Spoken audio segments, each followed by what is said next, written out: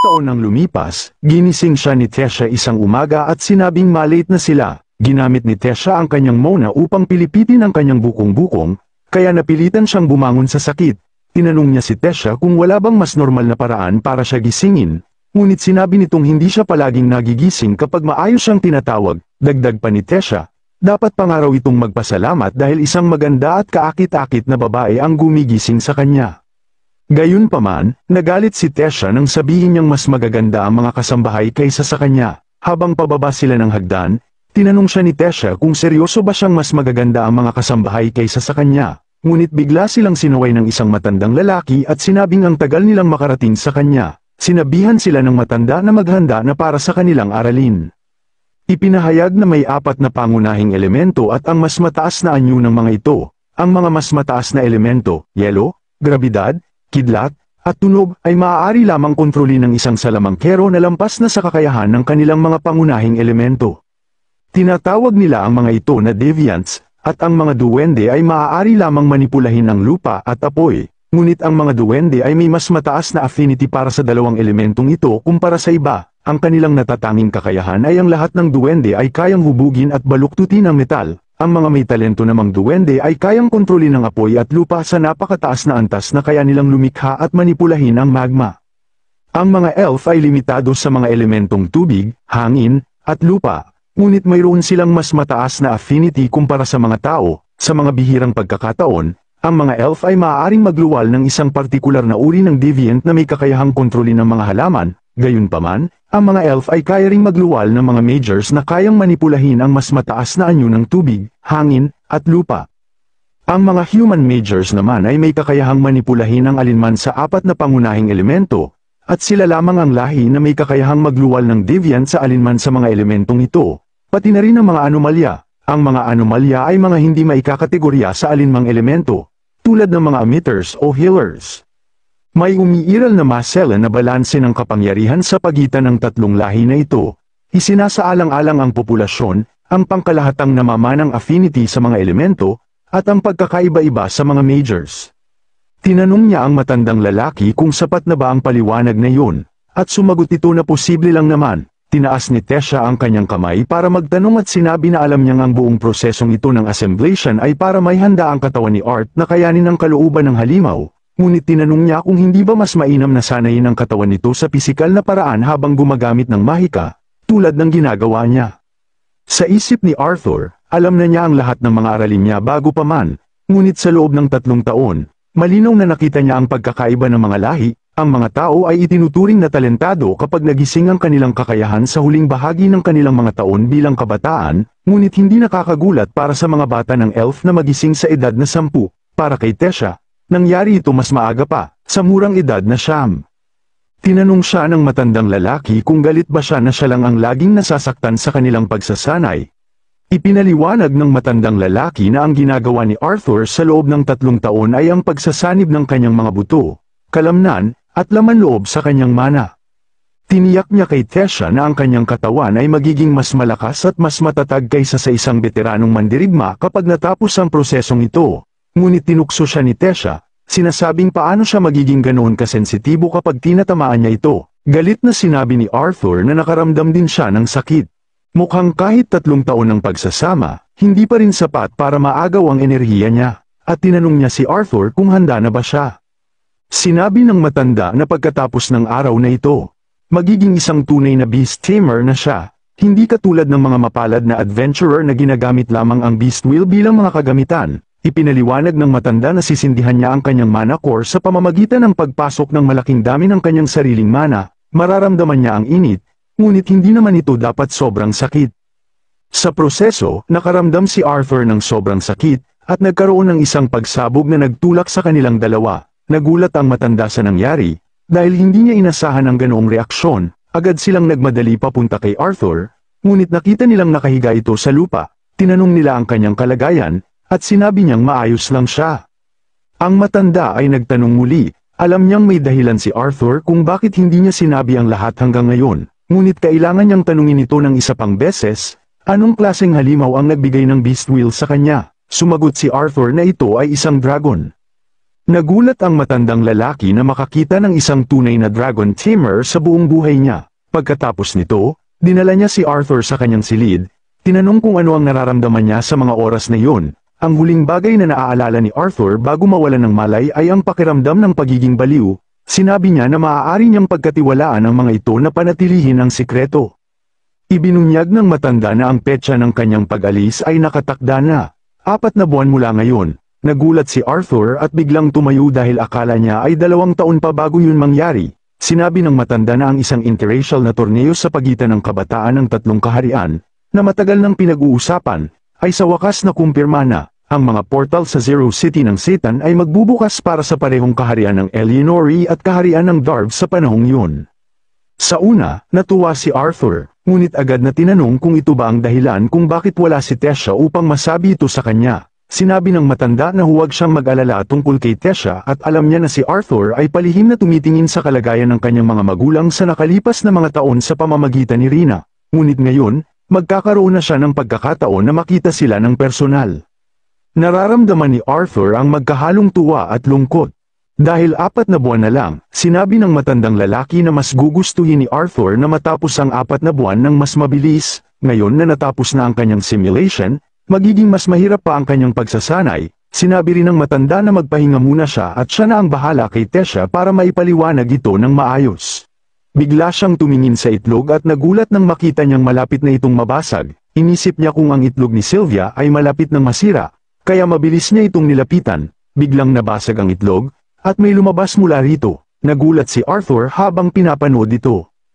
Kinuha niya ang maliit na nilalang at matagal niya itong tinitigan. Tinanong niya ito kung isa rin ba itong dragon, ngunit hindi niya maintindihan ang wika nito. Tila masaya si Arthur nang malaman niyang isa nga itong dragon, ngunit bigla siyang kinagat nito sa braso, iniwan nito ang isang malalim na marka sa kanyang braso at tinawag siya ng nilalang na mama.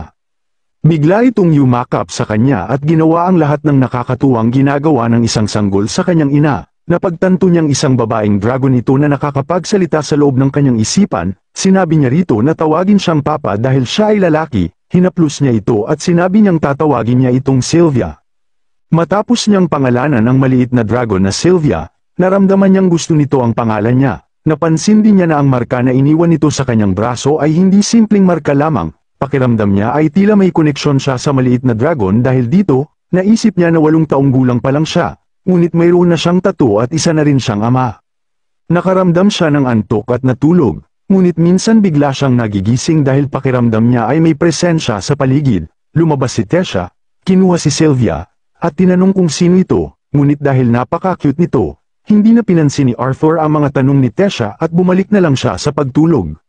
Kinabukasan, sinabi niya kay Tessa ang tungkol kay Sylvia at ipinaliwanag na kaya nitong makipag-usap sa kanya gamit ang kanyang isipan. Sinabi ni Tessa na napakaswerte niya at sana ay makausap din niya si Sylvia. Sinabi ni Arthur na magugustuhan din niya si Sylvia kung titigilan niyang tingnan ito na parang isang mandaragit. Tinawag ni Tessa ang lolo niya at ipinakita si Sylvia ang bagong pet ni Arthur. Nagulat ang matandang lalaki nang makita ang maliit na dragon na nakapatong sa ulo ni Arthur. Sinabi niya na baka maagang mawala ang kanyang buhay kung patuloy siyang magugulat sa mga nangyayari. Matapos ipaliwanag ni Arthur kay Variant ang nangyari at kung saan nanggaling si Sylvia, nanatiling gulat ang matanda ngunit napahanga rin sa nakita. Nalaman ni Arthur na ang mga nilalang tulad ni Sylvia ay karaniwang maghihikayat lamang sa presensya ng kanilang mga kamag-anak. Sinubukan nilang alamin kung bakit siya nahikayat na mag-hatch sa harap ni Arthur, at ang tanging dahilan na naiisip nila ay ang katotohanan na ganap na na-activate ni Arthur ang will ni Sylvia noong nakaraang araw. Tinanong ni Arthur ang matanda kung kailangan niyang itago si Sylvia kapag bumalik sila, dahil hindi alam ng karamihan na siya ay isang napaka-makapangyarihang nilalang. Sinabi ng matanda na okay lang, maaari niyang ituring itong isang bihirang mana beast, ngunit may iba pang mga bagay na kailangang pagtuunan ng pansin, at sinabi niyang pinigilan nila ang pagpapalakas ng mana core ni Arthur habang isinasagawa ang simulation. Ngayon naganap na itong nagising, kailangan na nilang sanayin hindi lamang ang kanyang core kundi pati na rin ang bagong dragon wheel. Tinanong ni Arthur kung ano ang kailangan niyang gawin para dito, at ngumisi ang matanda. Sinabi nitong natagpuan na niya ang pinakamahusay na paraan upang maabot ang unang yugto ng beast wheel. Bukod sa pagpapalakas ng kanyang mana, ang pinakamagandang paraan ay ang patuloy na makipaglaban. Masaya si Arthur na marinig ang tungkol sa pakikipaglaban. Ngunit sinabi ng matanda na magiging mas epektibo kung makikipaglaban siya sa isang kapwa beast tamer. Ibinangga niya ang mga yugto ng beast wheel sa laban upang mas mapabilis ang progreso. Ngunit nagulat siya nang malaman niyang ginamit niya ang kasanayan ng isang beast tamer at nag-transform bilang isang halimaw. Sinabi nito na labanan siya gamit ang lahat ng makakaya niya. Napag-alaman na ang mga beast tamer mage ay may kakayahang gamitin ang natatanging kakayahan na minana mula sa isang mana beast. Ang unang yugto ay tinatawag na acquire phase kung saan ang beast tamer ay nakakautang ng lakas na minana ng kanilang halimaw. Ngunit sa ikalawang yugto na tinatawag na integrate phase, nagiging ganap nilang nagagamit ang natatanging kakayahan at katangian ng kanilang halimaw. Gayunpaman, si Verian, na tumagal ng mga dekada ng pag-aaral upang maabot ang ikalawang yugto, ay ngayon ay kayang gamitin ang nakakamatay na abilidad ng isang Shadow Panther na tinawag niyang Arthas. Sinabi niya kay Arthur na mag-ingat habang siya ay sumusubok na makalapit sa likuran nito. Tinanong niya kung kaya bang makalapit sa kanya kahit pa may babala. Bigla siyang naglaho sa harapan nito at sa isang iglap, inilagay ang kamay sa balikat ni Arthur. Sinubukan ni Arthur na kumilos ngunit paglingon niya, wala na itong makita sa likod niya. Sa halip, muli itong lumitaw sa likuran niya. Sumuko si Arthur at sinabi niyang hindi niya kayang tumugon sa bilis nito sa kasalukuyang antas niya. At ang anyo nito ay nakakapagdulot ng trauma. Bumalik ang matandang lalaki sa orihinal nitong anyo at sinabing hindi ito perpekto. Ngunit ang paggamit ng integrate phase ay nakakapagod pa rin para sa kanya. Sinabi ni Arthur na ang bilis ng kanyang galaw ay isang bagay. Ngunit hindi niya naramdaman ang presensya nito kahit nasa likod na niya. Kinuha ng matandang lalaki ang kanyang kahoy na espada at ipinaliwanag na ang mga Shadow Panther ay kayang manipulahin ang hangin at tunog upang makamit ang ganitong epekto ng likas. Iniabot niya ang espada kay Arthur at sinabi na magsisimula na talaga ang kanilang pagsasanay. Mabilis na lumipas ang mga araw habang lubos na nalulubog si Arthur sa kanyang pagsasanay, sa patnubay ni Verian at sa sarili niyang mga pananaw, nagawa niyang ma-access ang unang yugto ng Dragon's Wheel niya. Tinuruan din siya kung paano itago ang presensya ng kanyang Beast Wheel sa harap ng ibang mga mage. Kapag hindi siya pinapalakas ang kanyang mana core sa pamamagitan ng pag-aaral sa Sylvia Dragon Wheel, nakikipagsagupaan siya kay Verian. Sa kabutihang palad, pinapayagan ng kanyang Assimilation Princess ang kanyang katawan na makasabay sa patuloy na pagsasanay at pagpapalakas. Sa kanyang mga pahinga, patuloy pa rin siyang naghahasa ng kanyang kakayahan.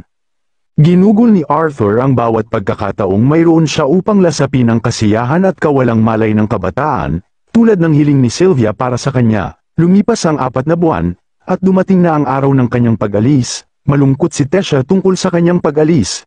Pagkatapos, ginamit niya ang Featherworks ni Lola Sylvia upang itago ang presensya ng marka ni Sylvia. Lumapit sa kanya ang lolo at sinabing naghihintay na ang karwahe at panahon na upang siya ay umalis. Binigyan siya nito ng isang locket na may sagisag ng Ralph House upang matulungan siyang mag-navigate sa kagubatan. Nagpasalamat siya para sa lahat, at sinabi ng lolo na maaari siyang maghanap ng isa pang prinsesa upang ituro ang daan pabalik. Nagalit si Tesha, hinayla ang balbas ng lolo, at sinabi nito na nagbibiro lamang siya. Nangako siya kay Tesha na magkikita silang muli, at sa patuloy na pagtuturo ng lolo sa kanya, inaasahan niyang magiging mas malakas ito kaysa sa kanya sa susunod nilang pagkikita. Niyakap niya si Tesha at sinabing mamimiss niya ito. Pagpasok niya, may mga duwende nang naroon, at isa sa kanila ang nagtanong kung sa wakas ay pinalayas na siya mula sa kaharian. Tinanong ni Arthur kung sino siya, at sumigaw ito sa kanya. Sinasabing siya ang marangal na natalo niya nang hindi patas sa pamamagitan ng paglabag sa mga kaugalian ng duelo, at ang hamon ay laging nauuna sa pag-atake.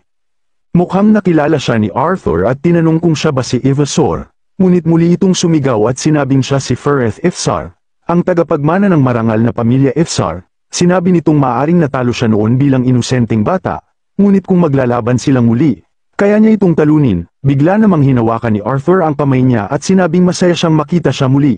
Humingi rin siya ng paumanhin sa pang-aapi niya noon. Nanahimik si Fereth, at isang dalaga ang nagsabi na maaari niyang tawagin itong Fai-Fai tulad ng tawag ng lahat sa kanya. Nagalit si Fereth sa kanya at sinabing huwag sabihin yun, matapos ang mahabang paglalakbay. Sa wakas, narating na nila ang Dimensional Portal. Pagpasok niya sa mundo ng tao, napansin niyang pareho pa rin ang lahat gaya ng 3 taon na ang nakalipas. Kumatok siya sa pinto habang iniisip ang nakalipas na 3 taon, halos mamatay siya. Ngunit isang matandang babae ang nagbukas ng pinto at tinanong siya kung paano siya matutulungan. Ipinakilala niya ang sarili bilang si Arthur Luan at sinabi niyang napag-alaman niyang dito naninirahan ang kanyang pamilya. Biglang lumabas ang isang maliit na batang babae at tinanong siya kung sino siya. Sinabi ni Alice kay Elena na bumati sa lahat ng kumakatok sa pinto. Ngunit nagulat siya nang makita si Arthur, at tinanong ni Arthur kung si Elena ba ang kanyang kapatid. Habang umiiyak, niyakap nila ang isa't isa. Nagmamadaling pumunta si Ray sa bahay matapos marinig ang tungkol sa pagdating ni Arthur. Niyakap niya sila mula sa likuran at nagsimulang umiyak. Lahat sila'y naiyak sa tagpong yun, at ang pamilya ay muling nagkita-kita matapos ang mahabang panahon. Tinawag ni Alice si Elena para lumapit at bumati sa kanyang kuya. Sinabi ni Alice na siya ang kuya sa mga kwentong ikinukwento nila ni Ray bago matulog si Elena. Binati ni Elena si Arthur at tinawag siyang kuya. Pagkatapos ay nagsettle silang lahat at muling nagkasama bilang isang pamilya. Naglaan si Arthur ng oras upang ipaliwanag ang lahat mula sa simula. Tinanong siya ni Ray tungkol sa kanyang maliit na kaibigan, at sumagot siya na habang naglalakbay, napadpad siya sa lungga ng isang mana beast. Ang ina ni Sylvie ay sugatang lumilipad noon, wala siyang magawa para sa ina. Ngunit inalagaan niya si Sylvie mula noon. Tinanong siya ni Alice kung sigurado ba siyang ganap na siyang gumaling at kung wala ng pagkakataon na bumalik ang kanyang sakit. Tumawa si Arthur at sinabing hindi na siya dapat mag-alala pa. At ang lahat ay may kinalaman sa kawalan ng katatagan ng kanyang mana core nung maaga siyang nagising. Bagamat nakaramdam siya ng guilt dahil sa pagtatago ng ilang bagay sa kanila, alam niyang hanggang hindi siya lumalakas, delikado para sa kanila ang malaman ng lahat. Biglang tumayo si Ray nang may kasabikan at tinanong siya kung anong yugto na ng mana core ang narating niya. Sinabi rin niya kay Arthur na simula nang makarating sila roon, nagtatrabaho na siya bilang tagapagsanay ng mga gwardya ng Hellster Auction House.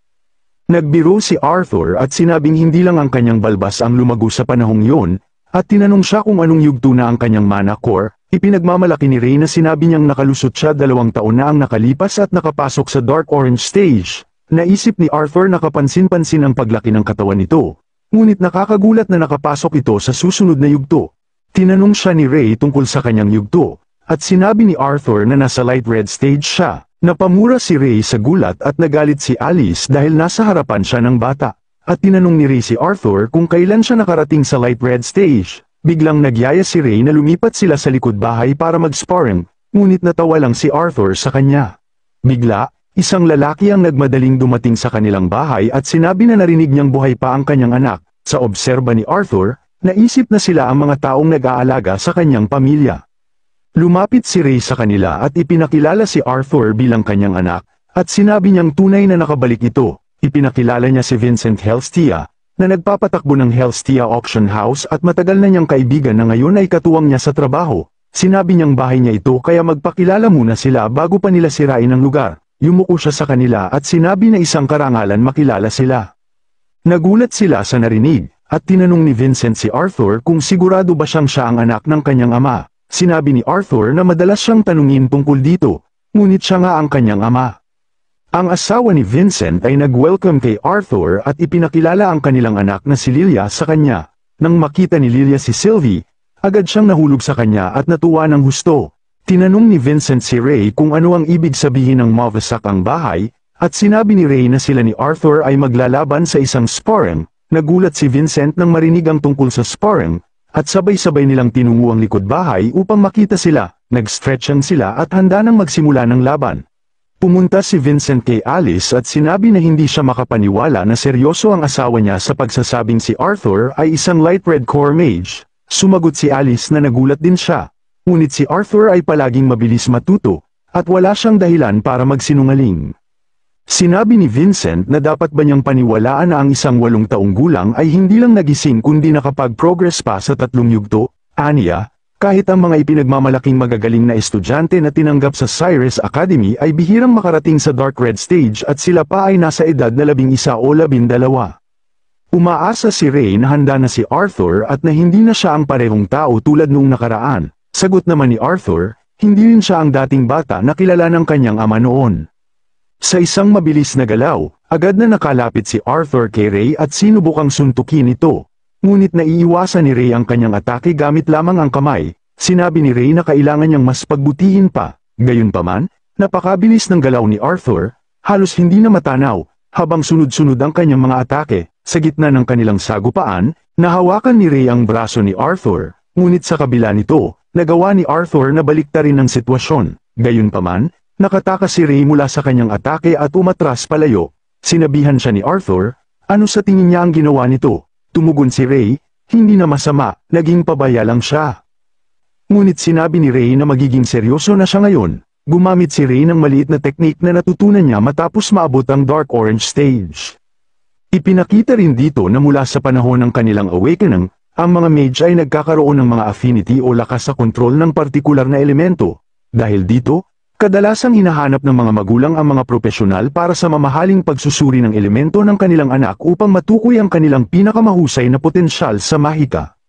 Sa mundo kung saan sila naroroon, mahalaga para sa mga magulang ng isang bagong silang na mage na maagang malaman kung anong landas ang dapat nilang tahakin upang maasa ang kanilang anak. Ang mga conjurer ay may likas na kakayahan na maipakita at manipulahin ang elemento na naaayon sa kanilang affinity. Samantalang para sa mga augmenter, mas banayad ang kanilang affinity para sa mga elemento, at ang aktwal na pagpapakita ng mga ito ay nangyayari lamang kapag ang augmenter ay nalampasan ng isang tiyak na antas. Samantala, mula sa mundong pinanggalingan ni Arthur, ang mga elemento ay hindi nakatakda mula pagkasilang, ito ay isang landas na pinipili ng bawat isa, bagamat mahalaga ang talento, ang pagsusumikap ang mas nagiging salik upang magtagumpay, dahil walang sino man ang limitado sa iisang affinity. Para kay Arthur, na nagkaroon ng maraming kalamangan mula noong makarating siya sa mundo ng mana, ang lahat ng ito ay nagbunga ng kamanghamanghang progreso, natutunan niya ang ilang teknik at ipinakita ito. Ipinakita rin niya ang kanyang mana core sa kanyang ama at sinabi na huwag itong magulat. Sa puntong yun, si Vincent, na nasaksihan ng aura ni Arthur, ay nagulat at natuklasang siya pala ay isang deviant, isang bihirang mage na ang mga abilidad ay lumalampas sa normal na hangganan ng mga elemento. Ang revelasyong ito ay nagdulot ng higit pang paghanga at pagkamangha mula sa kanyang ama. Habang si Ray ay tila proud kay Arthur, mabilis siyang umabot sa kanya at sinubukang umatake. Ngunit naiiwasan ni Ray ang bawat galaw niya, naglalaban sila gamit ang kanilang buong lakas, at ang sagupaan ay nagdulot ng malalaking pagsabog na pumukaw ng atensyon ng lahat sa paligid. Habang patuloy ang laban, ang kanilang bilis ay napakabilis kaya't halos hindi na makikita ang mga atake nila. Tulad ng inaasahan mula kay Ray, ang kanyang mga suntok ay nagiging mas matalim, at ginagamit niya ang kanyang mas mahabang abot upang hindi makalapit si Arthur. Target niya ang binti at baba nito habang ang mga nanunood ay napapamangha. Ang labanan ni Ray at Arthur ay nauwi sa isang matinding sagupaan na nagbunga ng atake na maaaring magpabagsak sa kanilang dalawa. Sa kabila nito, ikinatuwa ng mag-ama ang resulta ng kanilang labanan. Sabi ni Ray na kung yan ba ang natutunan niyang teknik. Iniisip niya na ang lightning ang pinakamatagumpay niyang deviant affinity. Ngunit marami pa siyang kailangang pag-aralan, ang ice ay hindi pa matatag. At hindi pa niya nabubuksan ang mga abilidad sa sound o gravity noong mga panahong yun. Sa kabila ng mga pagkukulang, ramdam ni Arthur ang kasiyahang maipakita ang progreso niya, lalo na sa harap ng kanyang mga magulang. Samantala, si Mr. Vincent, na hindi makapaniwala sa nasaksihan, ay tila kailangan ng inumin para maproseso ang lahat ng ito. Nang sumunod na hapunan, nagtanong si Vincent kay Ray kung naiisip ba nito kung anong klaseng kinabukasan ang naghihintay para sa kanyang anak. Sumagot si Ray na alam na niya yun simula nang magising ang mana core ni Arthur noong siya'y 3 taong gulang pa lamang. Idinagdag ni Alice na noong mangyari yun, napasabog ni Arthur ang halos buong bahay nila.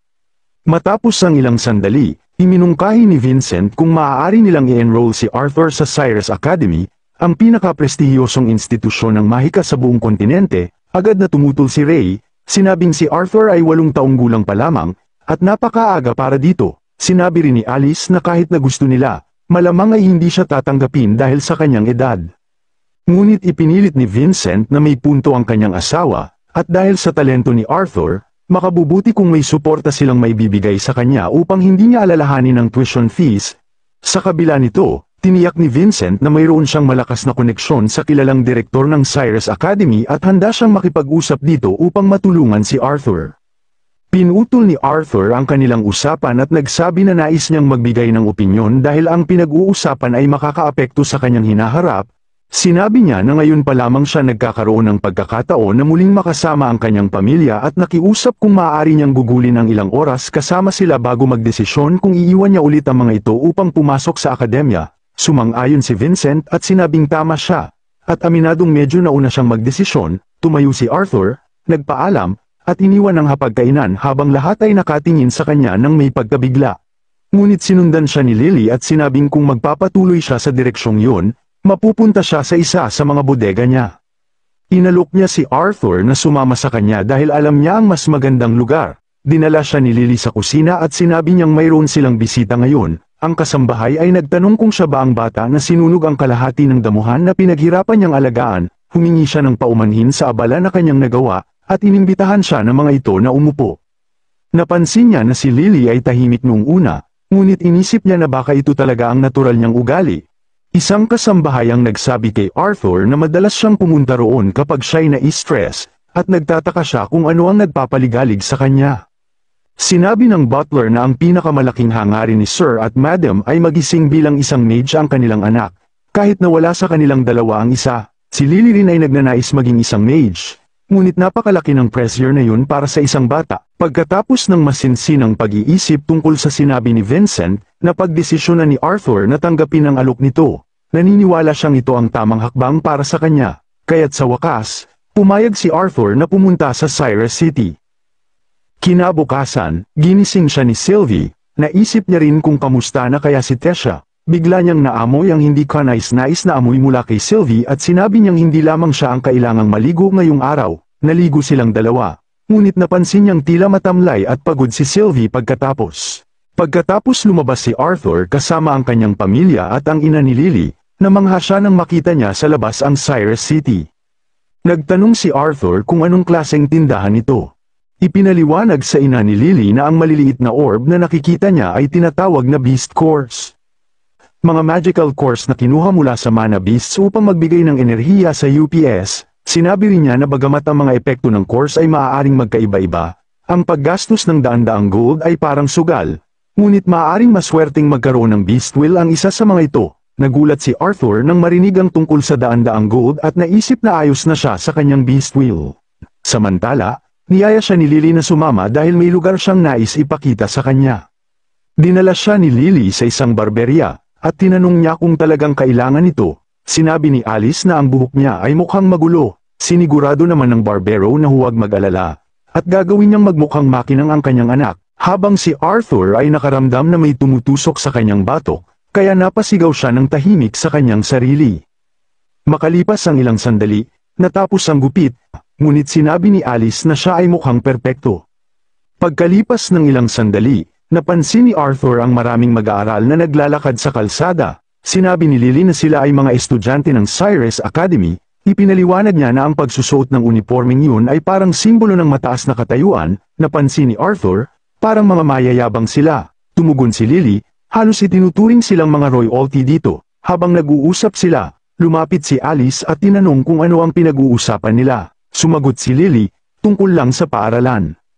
Bigla nilang nakita si Arthur na tumatakbo tulad ng isang batang tuwang-tuwa. Napansin ni Alice, karaniwan siyang kalmado at seryoso, pero nakakatuwang makita siyang ganito ka-excited. Sinabi naman ng ina ni Lily, nakakagaan ng loob makita siyang parang bata, lalo na pagkatapos ng nangyari kagabi. Tahimik silang lahat matapos ang usapan. Pagkatapos ng ilang sandali, pumasok si Arthur sa isang tindahan ng armas. Sinabi ng may-ari, hindi ito lugar para sa mga bata. Lumabas ka na habang maayos pa akong nakikiusap. Sinabi ng tindero, ang espadang yan ay hindi tulad ng mga laruan na meron kayo sa bahay. Sinubukan ni Augustus na ilagay ang kamay niya sa balikat ni Arthur, ngunit tinulak siya ni Arthur palayo. Sinabi ni Arthur na alam niyang anong klaseng espada yun at umalis na sa tindahan humingi ng tawad na may inis. Tinawag siya ng lalaki at tinanong kung anong pamilya ang nagpalaki sa kanya. Habang nag-uusap sila, dumating si Alice at sinabi niya alisin ang kamay sa anak niya. Nagalit ang may-ari ng tindahan at ipinakilala ang kanyang sarili bilang si Augustus, ngunit nagulat nang makita ang simbolo ng Helstia. Tinanong siya sa ina ni Lily kung mula siya sa branch family ng House Ravenpur at kung nais niyang bawiin ang kanilang pakikilahok sa Helstia Auction House. Yumuko si Augustus at humingi ng paumanhin, sinabing wala siyang ideya na ang batang ito ay kabilang sa pamilya Helstia. Samantala, isang lalaki ang tahimik na nagmamasid sa kanila at sinusuri si Sylvie habang kasama nila. Matapos ang buong araw ng pamimili, tinawagan siya ni Vincent at sinabing gusto nitong ipakilala ang isang tao sa kanya. Ang babae naman ay kinilala niya si Arthur. Sinabi ng babae na marami na siyang narinig tungkol sa kanya. Ipinakilala niya ang sarili bilang si Cynthia Goodsky, ang tagapagtatag at direktor ng Zyrus Academy. Ibinunyag na ang Zyrus Academy ay isang institusyong kinikilalang pinakabanal na santuaryo para sa sinumang may talento at pribilehiyong makapasok dito. Ito ay isang pugad ng mga kilalang iskolar, miyembro ng guild, mga lider, mga bantay ng hari, at mga haligi ng militar. Sinuman ang nakagawa ng malaking epekto sa mundong ito ay may kaugnayan sa Zyrus Academy, at yun ang uri ng kasikatan na taglay ng paaralang ito, isang di mapapantayang higanti kumpara sa napakaraming iba pang akademya na nakakalat sa kontinenteng ito. Sa tuktok ng lahat ng ito ay ang direktor ng akademya mismo, si Goodsky. Tinititigan siya ni Arthur ng ilang sandali habang iniabot ni Cynthia ang kanyang kamay at sinabi, "Ikinagagalak kitang makilala sa wakas." Napaisip si Arthur kung ano ang tamang kaugalian sa ganitong sitwasyon, kung dapat ba niyang halikan o kamayan ang kanyang kamay, akmang hahawakan na niya ito para makipagkamay. Nang hilingin ni Alice na yumuko siya at humingi ng paumanhin sa kanya para sa pagiging bastos ng kanyang anak, sinabi niya nakakarating lang nito mula sa ibang lugar at wala pa itong alam sa mga formal na kaugalian. Habang umaasa si Arthur na hindi ito magtatagal dahil hindi pa siya nakakakain ng ilang oras, sinabi ng direktor na ayos lang yun at siya ang dapat humingi ng paumanhin dahil sa panghihimasok sa 10 oras ng gabi. Ngunit hindi niya maaaring tanggihan ng isang pabor mula kay Vincent dahil sa lahat ng mahalagang kontribusyon nito sa Zyrus Academy. Sinabi ni Vincent na tumutulong lamang siya sa akademya sa pag-asang balang araw ay papasok si Lily doon. At sinabi ng direktor na hindi madalas na siya mismo ang bumibisita sa mga potensyal na estudyante. Gayunpaman, nakuha ni Vincent ang kanyang interes nang igiit nitong may isang prodigyo na may pinakamataas na kakayahan na nakatira sa kanilang tahanan. Hiniling niya sa asawa nito na dalhin sila sa isang bukas na espasyo upang makapanood ng demonstrasyon. Habang tinanong ni Arthur kung maaari man lang siyang kumain, kinurot siya ng kanyang ina para tumigil ito. Nalulungkot si Arthur dahil sa gutom at iniisip na tila matatagalan pa bago sila makakain ng hapunan. Napansin niya si Sally at tinanong kung ito ba ang kinontratang halimaw ng kanyang ama. Sinabi niya na si Sally ay ang kanyang bond at kakapisa lamang nito ilang buwan na ang nakalipas. Tinawag siyang kawili-wili ni Cynthia at sinabi na karamihan sa mga maharlika roon ay bumibili ng mga mana beast upang makipagkontrata. Ngunit hindi pa siya nakakita ng isang mana beast na kagaya nito. Sinabi ni Arthur na ang ina ni Sally ay isang uri ng mabangis na lobo na may maliit na pakpak, at halos patay na ito habang pinoprotektahan ang kanyang itlog nang aksidenteng mapadpad siya sa pugad nito. Sinabi ng direktor na malalaman nila kung hindi ba pagmamalabis lamang ang sinabi ni Vincent tungkol kay Arthur. Binanggit ni Vincent na si Arthur ay isang augmenter ngunit tumangging magbigay ng iba pang detalye. Napansin ng direktor na hindi mukhang nag-aalala o natatakot si Arthur, at nagtataka siya kung ito ba ay kumpiyansa o kay abangan na nagpapanatili sa kanyang pagiging kalmado. Samantala, iniisip ni Arthur kung ano ang magiging hapunan at naisip niyang grilled fish ang gusto niya ngayon. Sa kabilang banda, iniisip ni Vincent na tiyak na magugulat ang director kapag ipinakita ni Arthur ang kanyang fire at lightning magic, ngunit kampante siyang hindi masusunog ang lugar nila. Tinanong ng direktor si Arthur kung ayaw ba niyang gumamit man lang ng sandata. Sinagot niya na, base sa kawalan ng intensyon ng direktor na gamitin ang wand na nakasabit sa kanyang baywang, magpapakabayani rin siyang walang armas. Ngumiti ang direktor sa kanyang sagot at tinanong kung sisimulan na nila. Habang naghahanda, naisip ni Arthur na noong panahon ng kanyang pagsasanay kay Virian, ang malakas na pagsabog ng apoy at ang mabilis na pag-ayon ng tubig ang mga unang chi arts mula sa kanyang mundo na naging aktwal na mga elemento sa mundong ito. Matapos yun, ang mga estilo ng martial arts na nakabatay sa lupa at hangin mula sa kanyang nakaraang buhay ay natutunan niya ring gamitin. Tinipon niya ang kanyang mana core at binuksan ang kanyang mga mata, na nagdulot ng mga bitak sa lupa. Mahigpit niyang kinontrol ang kombinasyon ng internal at ambient mana at hinubog ito upang makamit ang inaasahang epekto. Nagulat ang lahat sa nasaksihan, lalo na nang makita nilang nabitak ang bakuran, na pagtanto nila, nakakaiba sa mga conjurer. Ang mga augmenters ay kinakailangang sundan ang mga pundasyong hakbang na ito upang makapagpakita ng isang atake ng elemental. Sa kabila nito, alam ni Arthur na may kalamangan siya dahil sa kaalaman niya mula sa kanyang nakaraang buhay, at ngayon ay nais niyang makita kung paano tutugan ang direktor ng pinakamahalagang Magic Academy sa kanyang ipinakita. Si Arthur pinalipad ang isang malaking bato at sinipa ito papunta sa direktor upang subukan ang kanyang reaksyon. Ngumiti ang direktor sa kanyang pag-atake, Ngunit ang bato ay nahati sa maraming bahagi bago pa ito makarating sa kanya. Iniangat niya ang kanyang kamay at nagtipon ng maraming bato sa paligid ni Arthur. Habang iniiwasan ang mga ito, mabilis na sumugod si Arthur papunta sa direktor, binasag ang kanyang barrier, at nakarating sa kanya. Gayunpaman, bahagya lang gumalaw ang direktor, iniangat ang kanyang kamay, at itinulak siya palayo. Halos bumagsak si Arthur sa lupa, ngunit ginamit niya ang hangin upang maayos ang kanyang balanse at pigilin ang pagbagsak ng mga bato sa ere. Sa kabila ng lahat ng pagsasanay niya kay Viriant, mahirap pa rin para sa kanya ang sabay na paggamit ng earth at wind spells kumpara sa fire at water, nangailangan siya ng mas malaking konsentrasyon, kaya't muling sumugod siya upang umatake, ngunit ginamit ng direktor ang kanyang wind attribute upang muli siyang itulak palayo. Ang lakas ng wind pressure ay napakalakas kaya't napilitang takpan ng lahat ang kanilang mga mata. Muli siyang tumayo, ngunit nagulat nang makita niyang natapos na ng direktor ang paghahanda ng isa pang spell, nagpakawala ito ng malaking wind attack papunta sa kanya. Sinubukan ni Arthur na mag-conjure ng hangin sa kabaligtarang direksyon upang ma-deflect ang mga tornado. Ngunit sa kanyang pagsisikap, napunit ang kanyang mga damit dahil sa matinding presyon ng hangin. Ngunit matagumpay na naiwasan ni Arthur ang atake, at napahanga ang direktor sa kanyang mga galaw. Sinabi nito na masyadong mataas ang kumpiyansa ni Arthur sa kanyang kakayahang harapin ang mga kalaban ng direkta. Gayunpaman, inamin niyang ang ipinakita nitong kombinasyon ng mahika at kakayahan sa labanan ay natatangi.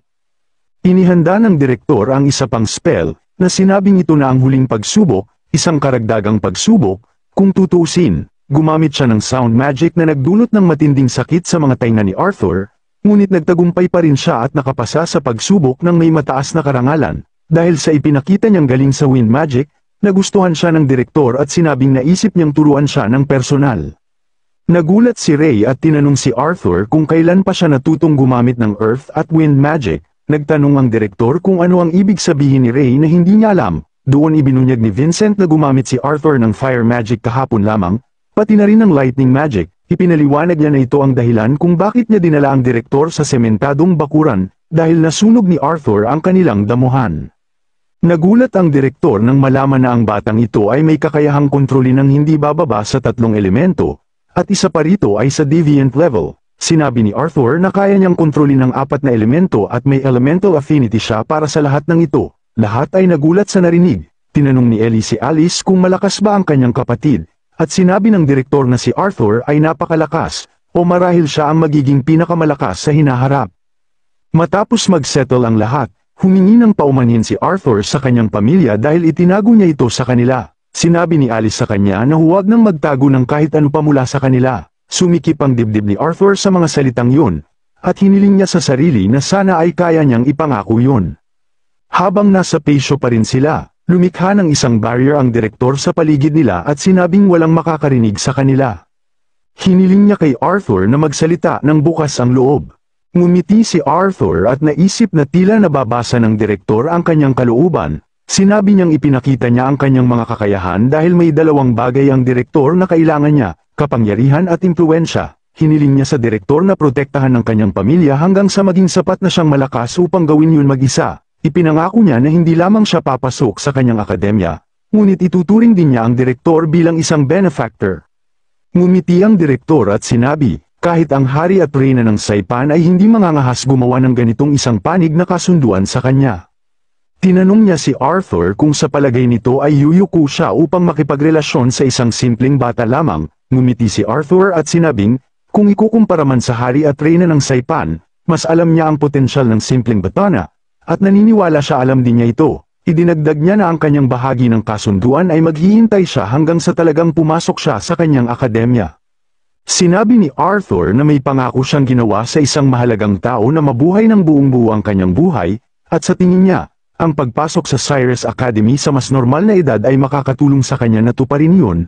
Tumugon ng direktor na magiging higit pa sa 3 taon mula ngayon bago mangyari yun, at tinanong kung ano ang plano niyang gawin hanggang doon. Sinabi ni Arthur na hindi pa niya nasasabi sa kanyang pamilya, ngunit napagpasyahan niyang maging isang adventurer.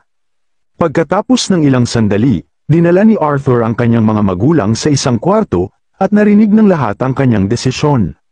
Hindi ito nagustuhan ng mga magulang niya. Galit si Alice sa kanya at sinabi niyang bago lang siya bumalik matapos nilang akalain na patay na siya, at ngayon ay sinasabi niyang gusto niyang mapatay sa labas.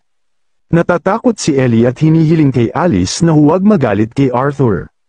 Hinihiling ni Ray kay Alice na pakinggan siya, ngunit sumigaw si Alice at tinanong siya kung paano niya nasasabi yun matapos ang lahat ng pinagdaanan nila para makarating doon. Nagsimulang umiyak si Alice at tinanong kung naiintindihan siya ni Arthur. Hinawakan ni Arthur ang kanyang kamay at sinabi niyang hindi siya aalis anumang oras, talagang inaasahan niyang makapagdaos ng ilang buwan sa bahay kasama ang lahat. Sinabi niyang pagkatapos manirahan sa Elf Kingdom ng mahigit 3 taon, parang namimiss niya na ang Saipan at ang buong Dictathan. Nais niyang maranasan muli ang kasiyahan na naranasan nila nung sila ay adventurer pa. Naiintindihan ni Ray ang pananaw ni Arthur at sinabi niyang kahit siya ay sabik na maranasan ng buhay adventurer nang magising siya bilang teenager, tama lang na mag-alala ang ina. Dahil gaano man siya kahanda at kalakas, ang buhay ng isang adventurer ay delikado at hindi tiyak. Biglang pumasok sa isipan ni Arthur at tinanong sa kanila kung maaari siyang magdala ng gwardya o tagapangasiwa. Sinabi ni Ray na magandang ideya yon, ngunit kailangan nilang isaalang-alang ang tao. Hinila ni Alice ang kwelyo ni Arthur at sumigaw sa kanya. Sinabi niyang hindi siya makapaniwala na iniisip pa ni Arthur ito, at hindi niya papayagan na ipadala ang kanyang anak sa labas muli ng 3 taon. Sumagot si Arthur at sinabi na hindi siya maglalakbay ng 3 taon at babalik tuwing ilang buwan o mas madalas pa sa pagitan ng kanyang mga misyon. Tinanong siya ni Alice kung bakit gusto niyang maging adventurer at sinabi niyang mas makatarungan pa kung mag-aaral muna siya bago maging adventurer. Sumagot siya na mas bata pa siya kaysa sa ibang mga estudyante kung mag-aaral siya ngayon. Nais niyang makibagay at magkaroon ng mga kaibigan, ngunit baka mahirapan siya dahil sa malaking agwat ng kanilang edad. Sinabi ni Alice na hindi na niya kailangang magpunta at dapat niyang tulungan ang kanyang ama. Hinihiling ni Ray kay Alice na tigilan yun at sinabi niyang okay lang si Arthur. Nagpasalamat si Arthur sa kanyang ama, at sinabi niya sa kanyang isip na hindi lang siya nais mag-training, kundi nais niyang lumaban at subukan ang mga kasanayan na natutunan niya mula nang dumating siya sa mundong ito sa isang bukas na kapaligiran. Sinimula ni Alice saktan si Ray dahil pinapayagan niya si Arthur, at naisip ni Arthur na hindi siya nagsinungaling sa kanyang ina dahil sinabi ni Sylvia na tamasahin niya ang kanyang buhay, at ginagawa niya yun. Kinabukasan, habang kumakain sila, tinanong siya ni Vincent kung napagkasundoan nila kung anong gagawin tungkol kay Arthur, at sinabi ni Alice na pumayag silang maging adventurer siya sa ilalim ng mga kondisyon. Ang unang kondisyon ay maghihintay siya hanggang matapos ang kanyang kaarawan, sa 3 buwan. Pangalawa, magkakaroon siya ng gwardya sa lahat ng oras sa panahon ng kanyang mga misyon. Pangatlo, kailangan niyang bumisita kahit 1 beses tuwing 2 buwan. Sinabi ni Ray na matalino siya para pamahalaan ang iba pang mga bagay ng mag-isa. Tinanong siya ni Vincent kung mayroon siyang naiisip na tao na maaaring maging gwardya niya, at kung mayroon bang gwardya na kayang magbantay sa kanya. Tumayo si Ray at ipinaalam na ang Twin Horns ay darating pagkatapos ng Dungeon Expedition at nakatanggap siya ng sulat mula sa Adventurers Guild na nagsasabing babalik sila sa loob ng 2 buwan kaya maaaring magdala sila ng isa sa kanila upang samahan si Arthur. Naalala ni Arthur ang Twin Horns, sina Jasmine Durden, Angela Helen, at Adam, at sabik siyang makita silang muli. Makalipas ang ilang oras, nagtatrabaho si Vincent sa kanyang opisina nang kumatok ang isang tao sa kanyang pinto. Binuksan ni Vincent ang pinto at nagulat nang makita si Arthur, akala niya miss na ng anak ang kanyang ama at sinabi niyang siya ay nasa auction house. Sinabi ni Arthur na pumunta siya dito upang makipag-usap kay Vincent ukol sa isang bagay at humiling ng permiso na pumasok sa opisina. Samantala, sina Alice at Hestia ay nasa palengke at tinanong ni Alice si Hestia kung ang mga ganitong klaseng dekorasyon ay angkop para sa ika-10 anibersaryo ng kaganapan. Sinabihan niya si Alice na nakita niyang humanga ang mga noble ladies sa centerpiece na ginawa niya. Ibinunyag ni Hestia na kumuha siya ng ilan mula sa bahay at ginamit upang palamutian ng private viewing rooms sa kanilang auction house. Nahiya si Alice dahil ang mga yun ay simpleng maliit na armaments lamang na ginawa niya sa kanyang libreng oras. Si Ellie ay mukhang malungkot at tinanong siya ni Lily kung bakit.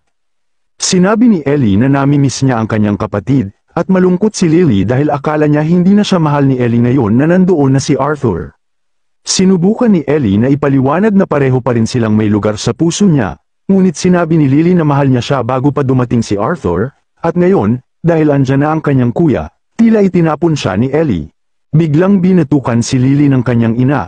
Nagsimulang umiyak si Ellie at tinanong siya ni Helstea kung bakit pinahirapan ni Lily ang loob ni Ellie. Sinabi ni Lily na tinutokso lang niya siya, dahil tila si Arthur na ang laman ng isip ni Ellie nitong mga nakaraang araw.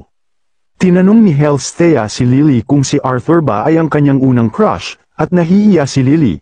Tinanong kung bakit niya sinabi yun. Sinabi ni Lily na isa lang siyang weirdo, at inisip niya na hindi magiging mage ang mga bata sa edad nila, kaya't hinintay na lang niya ang kanyang awakening. Ngunit si Arthur ay isang mage na mas malakas pa sa maraming mga adulto. Malungkot siya dahil hindi siya makagawa ng ganoon. Ngunit nais niyang maging mage at pasayahin sila. Nagtinginan si Alice at Helstea at lumapit si Alice kay Lily. Sinabi ni Alice na mahirap nga, ngunit hindi dapat ikumpara ni Lily ang sarili kay Arthur. Dapat ay malaman ni Lily mula sa mga bata sa kanilang paaralan na iba si Arthur, at tinanong ni Lily kung paano siya naging ganun kalakas. Kung nag-training sila kay Arthur, maaari nilang tulungan si Lily sa training. Sinabi ni Alice na bukod sa kaunting sword training na ginawa ni Ray kay Arthur, wala silang ginawa para dito. Nagulat si Helstea at sinabi niyang nauunawaan niyang isang napaka-gifted na bata si Arthur, ngunit tila may kulang na bahagi ng kwento. Sinabi ni Alice na nagpapasalamat siya sa malasakit nila, ngunit alam nilang may mga bagay na itinatago si Arthur. Sinabi ni Helstea na kailangan nilang tanungin siya at alamin kung paano siya naging ganito kalakas, lalo na noong una pa lang, bago pa ang pag-atake sa mga bandido, ang galing na niya sa espada. Sagot ni Alice na naniniwala silang may magandang dahilan kung bakit hindi sinasabi ni Arthur ang lahat, at naiisip niyang bibigyan nila siya ng espasyo at susuportahan siya hanggang sa maging komportable siya at masabi ang mga bagay na yun. At ito ang ibig sabihin ng pagiging magulang. Samantala, may isang lalaki na tahimik lang silang pinagmasdan, at nagulat siya sa kanyang kasamahan na ipagbigay alam kay Lord Sebastian na hindi nila kasama ang Mana Beast ngayong araw. Isang mage mula sa Cyrus Academy ang itinaga na magbabantay sa kanila kaya't hindi na siya masusundan ng husto. Gayunpaman, ang batang pinakamaaring maging master ng Mana Beast ay dadalo sa 10th anniversary event ng Helstea Auction House, at inutusan niyang ipagbigay alam kay Lord Sebastian na ang pinakamagandang pagkakataon ay sa event na yun. Samantala, si Arthur ay nasa opisina ni Vincent at nagtataka kung anong uri ng sitwasyon nito at anong klaseng 8 taong gulang na batang lalaki ang naglalabas ng ganitong klaseng presensya na mas nakakabahala pa kaysa noong nakatagpo siya sa hari ng Saipan. Nagpasalamat siya kay Vincent para sa tsaa at naisip ni Vincent na iba si Arthur kapag hindi ito kasama ang kanyang pamilya. Iniisip niya kung ito ang tunay na ugali ni Arthur. Sinabi ni Arthur na ang dahilan ng biglaan niyang pagpunta ay upang humingi ng pahintulot na kunin ang ilang mga gamit.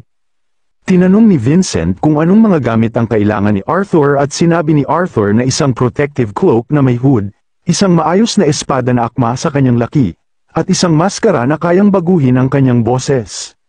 Sinabi ni Vincent na hindi magiging problema ang cloak, ngunit para sa maskara, tanging isang artificer na may kakayahan sa deviant sound magic lamang ang makakagawa ng ganun ng maayos. Biglang naalala ni Vincent ang dami ng trabaho niya para sa anniversary event at nagtataka kung bakit siya ganito gustong-gusto matulungan si Arthur.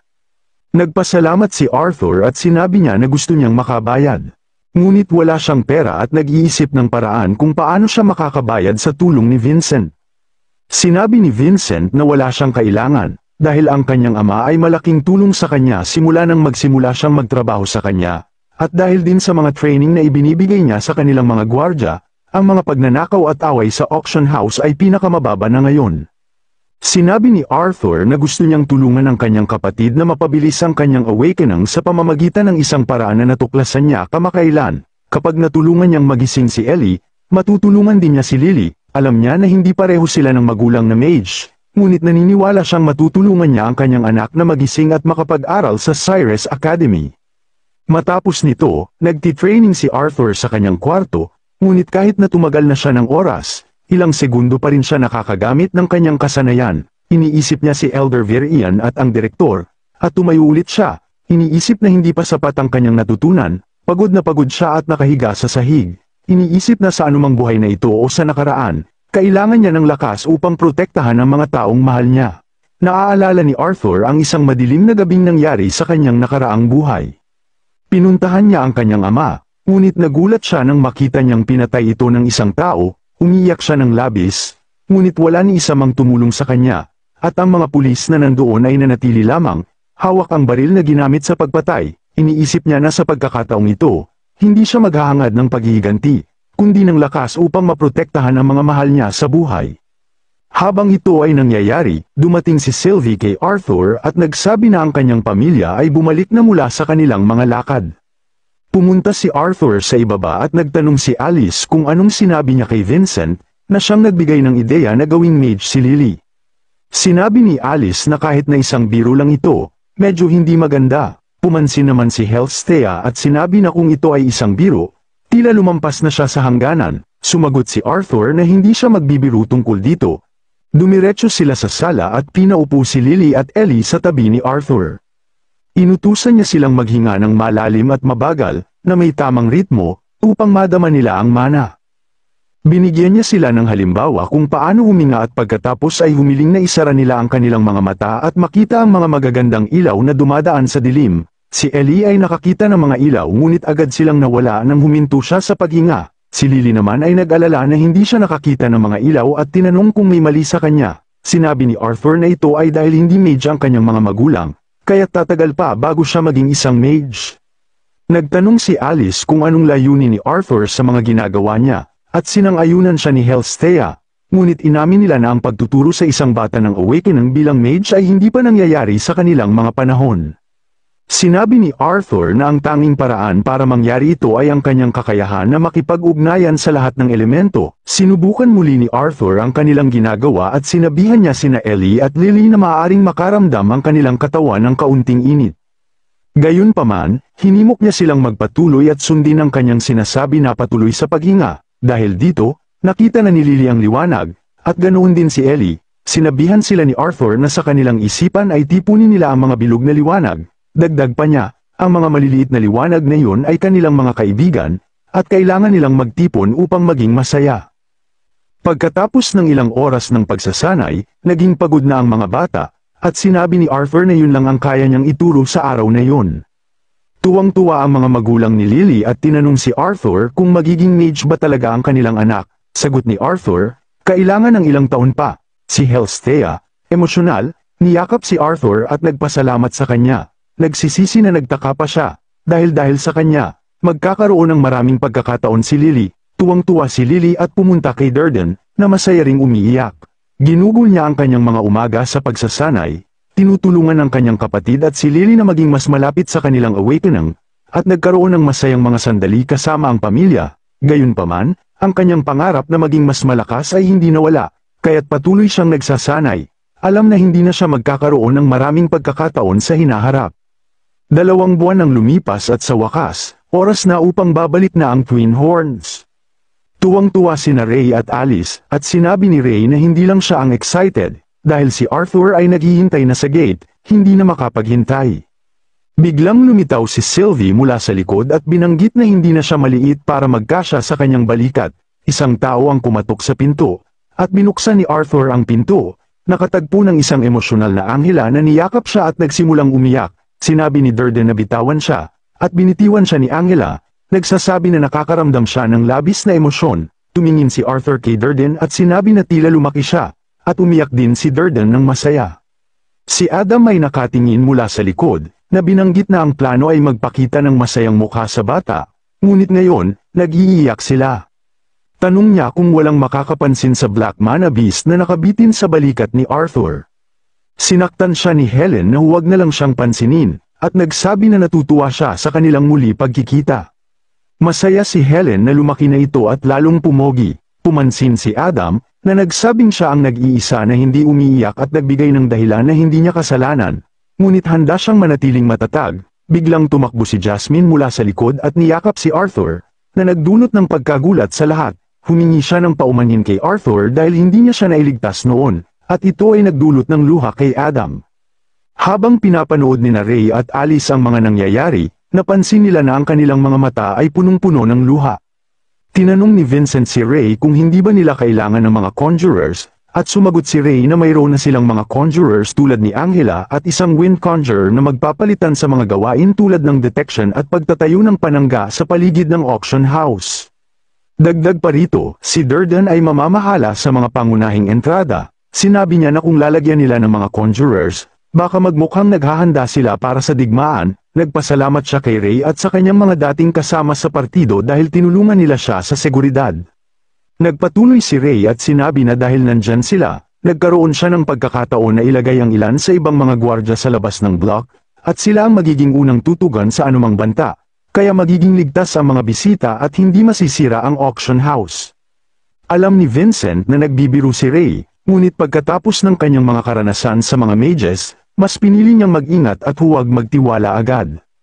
Sinabi ni Vincent na sinabi sa kanya ni Arthur na nais niyang magkaroon ng espada bago magrehistro bilang isang adventurer, at base sa estilo ng kanyang pakikipaglaban gamit ang mga gauntlet, hindi niya inaasahan na turuan siya ni Ray ng sword fighting. Sumagot si Ray na ang tanging nagawa niya para kay Arthur ay binigyan siya ng isang wooden starter sword, at simula pa lang ng 4 na taong gulang siya ay natuto na ito mag-isa, na ikinagulat ni Vincent ang kanyang narinig.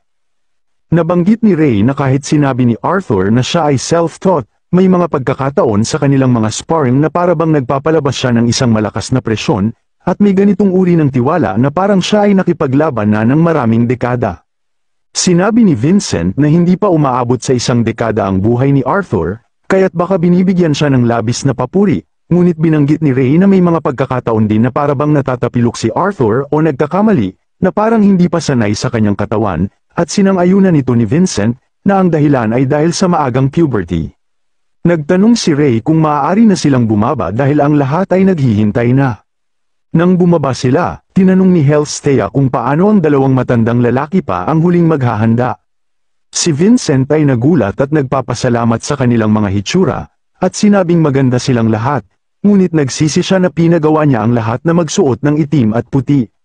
Bilang mga host ng event, ayaw niyang makialam sa dress code ng mga bisita, ngunit hindi na kailangan pang pareho ang damit ng pamilya ni Ray. Nilagay niya ang kanyang kamay sa balikat ni Arthur at sinabi na narinig niyang maganda ang progreso ng kanyang anak na babae. Sumagot si Arthur na kung magpapatuloy siya ng ganito, malamang ay magigising siya sa tamang oras para sa Cyrus Academy, sa isang karaniwang edad. Nagpasalamat siya muli, at si Arthur ay nagsabing pinapalakas lamang niya ang kanyang bahagi ng kasunduan, at inaasahan niyang makakita ng magagandang bagay sa auction house ni Vincent. Nang dumating sila sa harap ng auction house, ngayon, ika-10 anibersaryo na ng Helstea Auction House, at ang mga nobility at adventurer ay nag-aabang sa kaganapan. Isang malaking selebrasyon at pagkakataon nito para makita at bilhin ang mga napakahalagang artipakto na matagal nang itinatago at pinuprotektahan para lamang sa event na ito. Nagulat si Arthur sa dami ng mga beast course at kakaibang mga bagay sa loob ng auction house. Ang exterior ng gusali ay kamangha-mangha, ngunit pati ang loob nito ay kasing ganda at kasing luhong. Samantalang si Vincent ay tinawag ang buong staff at pinaalala sa kanila na isang malaking araw ito at hindi dapat magkaroon ng anumang pagkakamali. Inutusan ni Ray ang Team B na suriin ang mga side corridors ng bawat kalahating bahay, bago magbalik sa kanilang orihinal na ruta. Nagpasalamat si Arthur sa kanila at sinabi na masaya siyang makita ang kanyang ama, na isang malaking pagbabago kumpara sa kanyang karaniwang itsura. Si Helen naman ay nagsabi na ang kanyang ama ay isang leader, at kahit na siya ay lumago mula nang ipagpatuloy niya ang posisyon ng ama, hindi pa siya makakapantay sa kanya. Iniwan niya si Arthur doon at tinawag siya ni Alice na pumasok na, dahil magsisimula na ang event. Pumasok sila sa isang malaki at marangyang silid, at sa isip ni Arthur na dapat ang auctioneer ang mag-host ng event. Dati siyang hari at nakatira sa royal family ng Alanwar Kingdom, kaya't impresibo siya sa laki at karangyan ng auction house. Masaya si Lily at nagsabi na maghintay pa si Arthur hanggang makita ang mga private viewing rooms sa taas. Pagdating nila sa itaas, sa isip ni Arthur ay nagulat siya sa laki ng lugar at sabik na makita ang mga artipakto na itatanghal. Sinabi ni Helstea na inaasahan nilang dumating ang ilang mga espesyal na bisita mamaya, ngunit ito ang kanilang lugar sa ngayon. Pagkaraan ng ilang oras, ipinagbigay alam ni Lily na magsisimula na ang event at marami ng tao sa hall. Samantala, dumating ang isang gwardya at ipinaalam kay Helstea na dumating na ang mga VIP na bisita.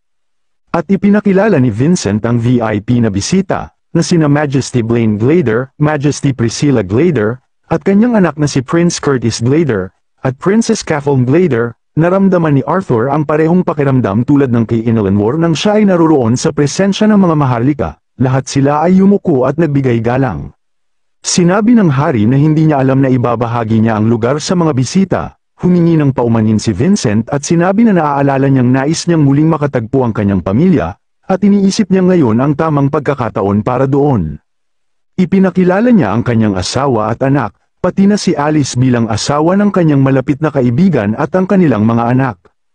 Inutusan sila ng hari na tumayo at sinabi na ang mga kaibigan ni Vincent ay kaibigan din niya. Sabi ng hari na naroroon sila upang magbigay ng pagbati sa Helstia para sa ika-10 anibersaryo ng kahangahangang lugar na ito at upang tamasahin ang kaganapan. Sinabi rin ng reyna na wala nang kailangang maging formal, dapat nilang tamasahin ang kaganapan, at masaya silang may kasamang iba bukod sa kanilang mga gwardya.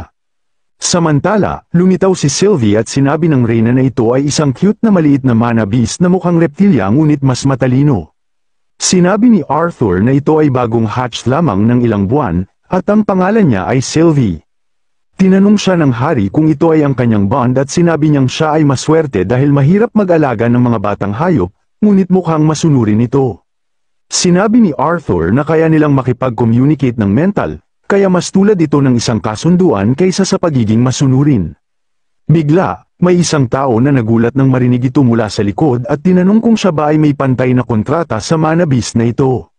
Sinabi ni Arthur na si Sylvie ang nagpasimula ng kontrata. Lumapit ang lalaki kay Arthur para tingnan ang marka ng kasunduan, hiniling sa kanya ng hari na itigil ito, sinabing hindi ito ang lugar upang pag-aralan ang alaga ng ibang tao. Tinawag niya siyang Sebastian at sinabi na siya ay may tungkulin. Nagbaw ito at humingi ng paumanhin si Sebastian sa kanyang asal. Tinawag sila ni Helstia at hiniling na umupo na sila dahil magsisimula na ang kaganapan. Matapos ang ilang sandali, isang lalaki ang nag-anunsyo na ito ay isang malaking karangalan na naruroon sila ngayong gabi, at ipinalagay niyang ang lahat ng kanilang mga iginagalang na bisita ay naruroon para lamang sa isang dahilan, ang makuha ang isa sa mga bihirang at mahalagang item sa auction. Bago sila magsimula, hiniling niyang tumingin ang lahat patungo sa timog at i-welcome ang hari at reyna ng Saipan, na naruroon din. Sunod nilang pasasalamatan ang lalaking nagpagawa ng kaganapang ito at hinihiling sa lahat na magbigay ng malakas na palakpakan para kay Vincent Helstia. Naisip ni Arthur na ito ay nagpapaalala sa kanya ng kanyang nakaraang buhay. Ngunit hindi na siya hari, at higit pa, hindi pa nga siya dumaan sa puberty. Napansin ni Arthur na ang reyna ay isang conjurer, at ang hindi niya pagdama sa kanyang mana ay nangangahulugang may dala siyang isang artifact upang itago ito. At siya ay nasa isang antas ng kapangyarihan na hindi niya ito kayang maramdaman. Hindi niya ito talaga inisip dati, ngunit kawili-wili kung paano wala siyang nararamdamang atraksyon sa reyna o sa anumang mas matatandang babae, kahit na pareho sila ng edad sa kanya noong siya ay namatay, marahil dahil sila ay kasing edad ng kanyang ina, ngunit hindi naman siya naa-attract sa mga batang babae, at hindi naman siya nag-iisip ng mga plano tungkol sa pakikipag-date sa ngayon, at isa sa alang-alang na lang niya ito pagdating ng panahon. Samantala, lumapit si Vincent sa kanya at sinabi na may isang espada na ibinibenta ngayon at tinanong siya kung nais niyang magbid. Tinukoy din niya na huwag mag-alala tungkol sa presyo dahil ito ay isang benepisyo ng pagiging may-ari ng lugar na ito. Ipinahayag ng auctioneer na ang maikling espada ay ipinako ng isang mastersmith na isang fire artificer, at sa itaas ng hawakan nito ay ang core ng isang malakas na Thunderhawk. Inanunsyo ng auctioneer na ang pagpapalakas sa espada na ito gamit ang kaunting mana ay magdudulot ng mga alon ng kuryente sa paligid ng talim nito, na magpapalakas sa lakas ng paggupit at magbibigay ng paralyzing effect. Sinimulan niya ang bidding sa 50 ginto at nagsimula ang mga tao na tumawag ng kanilang halaga. Lumapit si Vincent sa kanya at tinanong kung ito ba ay ayon sa kanyang gusto at sinabi na mahirap makahanap ng espada na may elementong kakayahan. Sinabi ni Arthur na mukhang isang malakas na sandata ito, ngunit hindi naman niya ito kailangan at mas gusto niya ng isang mas simpleng bagay. Ngumiti si Vincent at tinanong kung bakit siya naglalaro lang ng spark, kung kaya naman niyang maghawak ng kidlat mismo. Ngunit ito ay simula pa lang, at kahit na hindi siya makahanap ng anumang bagay na gusto niya, nakakita siya ng iba pang mga item na gusto niya. Tinanong niya si Vincent kung nahanap na niya ang voice-altering mask. At ipinagmamalaki niyang sinabi niyang nahanap na ito, pati na rin ang quote na nakuha niya na gawa sa Nightmare Fox, na may kakayahang itago ang kanyang presensya mula sa hindi inaasahang mata. Mukhang ito ang isang bagay na nais niya, kaya kinuha na niya ito habang maaari pa. Hinihiling niya kay Arthur na mag-ingat dahil siya ang mananagot sa kanyang pamilya kung may mangyaring masama sa kanya. Ngumiti lang si Arthur sa kanya, ngunit tama si Vincent, dahil ang espada ay simula pa lang, mayroong iba pang mga armas at pati na rin ilang beast core mula sa C-class hanggang A-class. Ang hari mismo ay nagbid para sa ilan sa mga ito, nanalo sa isang A-class beast core, ngunit hindi ito malalaman hanggang ang tatanggap ay aktwal na sumipsip ng core.